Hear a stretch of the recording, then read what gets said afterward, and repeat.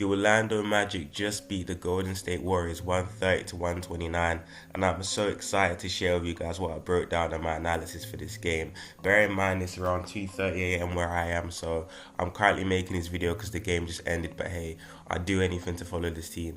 But I appreciate if you gave me a like and a subscribe. But without further ado, let's jump right into it. So this game right here was extremely entertaining, and there's a few things which I want to key on. But before I do that, a big shout out to Paolo, Wendell, Franz, Suggs especially, who had a great game. And this man right here, Kevon Harris, is going to go underrated in the box score, but that third quarter, he was a very pivotal part in the momentum switch that happened. But I want to focus you guys on something real quick. If you kind of look down here, there was one massive discrepancy in this game which definitely helped the squad. It's something called free throws. Yes, the Magic weren't particularly hitting their free throws, but they shot 46 compared to the Golden State Warriors 25.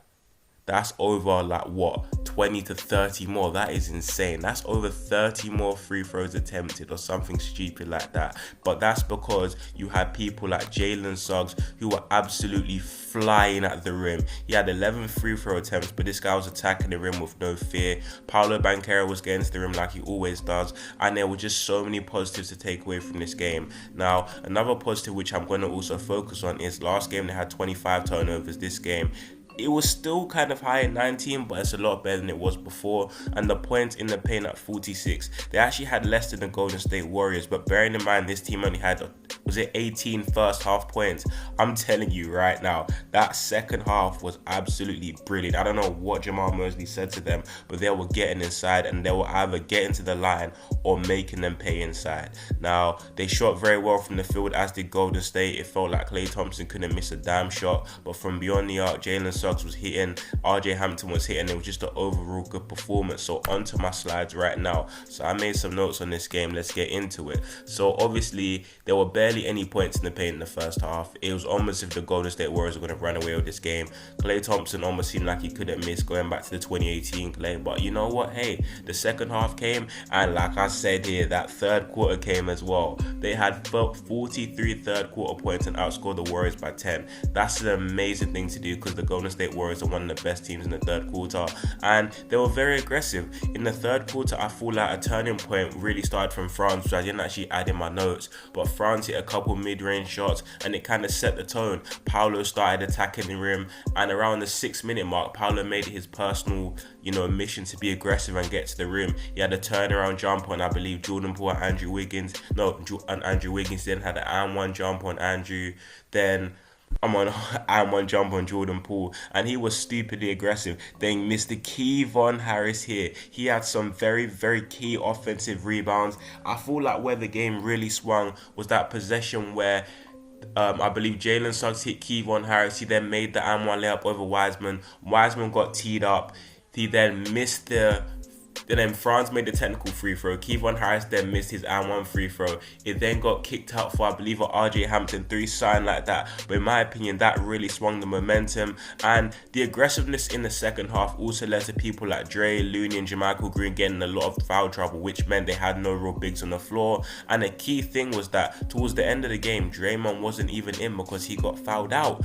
Also, these two guys here, RJ and Suggs, were absolutely flying to the rim. Like, Suggs was absolutely just slashing to the rim every single time. Bearing in mind, this guy was oozing confidence with his jump shot. He was so aggressive, and this is the Suggs I really want to see.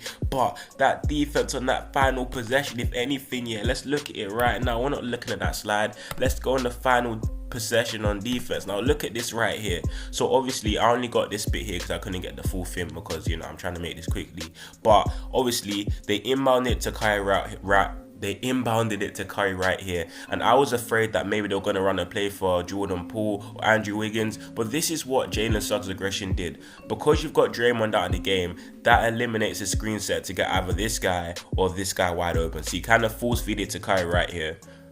Then I like the rotation from Jalen Suggs. If you see here, so it kind of shuts off Curry, so he can't really get here and take a step back shot. Neither can he get to the rim on the mid range. Now he kind of hits it to Clay right here, and Wendell Carter rightfully shuffles his feet. And I like the way Paolo's starting to shuffle over, because I don't know who this number 10 is, but we know he's not getting the ball. But this is a bit of a driving lane for Klay Thompson. So Paolo kind of slides in, and he doesn't foul out, he doesn't overcommit. He just makes sure it's a very tough shot for Klay Thompson to take, and he takes on one-handed float up. Damn, ball game. That defense was immaculate and was stellar, and it was just a perfect way to cap off the game. Now, going on to individual performances, we're going on to Kevon Harris right now, who I said here's the unsung hero, and yeah, he was, because this guy in that third quarter was getting offensive boards. He had 5 rebounds and 4 of them were offensive, and I believe basically 3 of them came in that third quarter. He absolutely swung the momentum. Like, he was diving in for offensive boards, he was getting in the paint, he was cutting, he was making tough layups, and I'm just so happy with the way Kevon Harris played, because this is someone who,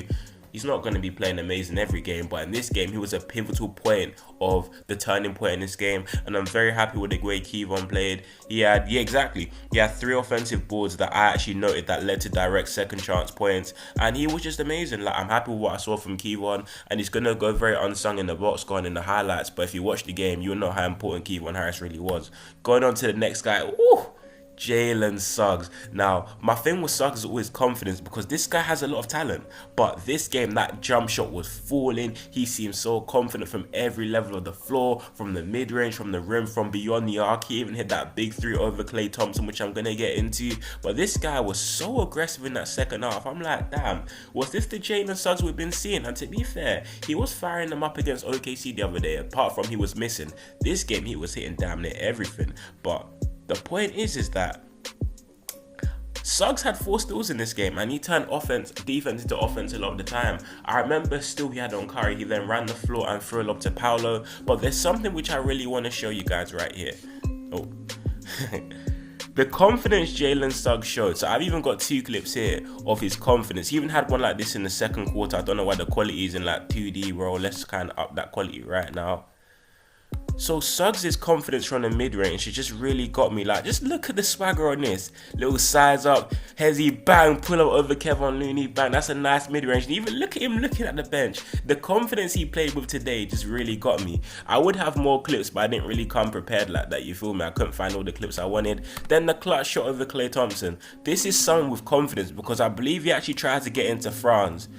Or was it Franz? It kind of cut off, but he was trying to get into Franz before. The pass weren't there, so he sizes up Klay, little pullback 3, bang. That's the dagger basically that wins them the game. Like, Jalen Suggs was a very pivotal point for the Magic winning this game right here. And if he continues to play as confident as he does, then the sky's the limit, because he's someone who, his biggest issue is probably consistency. But in this game and in games prior, he's shown signs of being a very good offensive player. And like I said right here, his defense was stellar. Not just the steals, but the way he was staying on Curry's hip. Curry did go off, but you're not really going to stop Steph Curry because he's Steph Curry.